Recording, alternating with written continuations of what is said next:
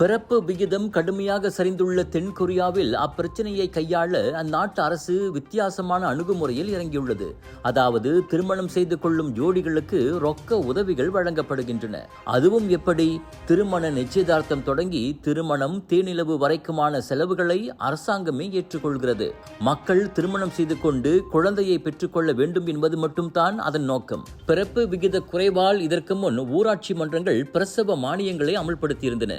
இப்போது அடுத்த கட்டமாக இந்த ரொக்க உதவி திட்டத்தை சியோல் செயல்படுத்துகிறது. பூசான் மாவட்டத்தில் ஊராட்சி மன்றமே ஏற்பாடு செய்த சுயம்பரம் நிகழ்ச்சியில் பங்கெடுத்தோர் திருமணத்திற்கு ஒப்புக்கொள்ளும் பட்சத்தில் $14,700 வரை வழங்கப்படும் என அறிவிக்கப்பட்டது. பிறப்பு விகிதம் தொடர்ந்து சரிவதை தடுக்க இதுவும் ஒரு முயற்சி என மாவட்ட அதிகாரி கூறினார்.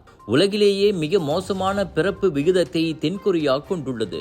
அங்கு 2023 0.72 இருந்த பிறப்பு விகிதம் கடந்த ஆண்டு சற்றே ஏற்றம் கண்டு 0.75 பதிவாகியது.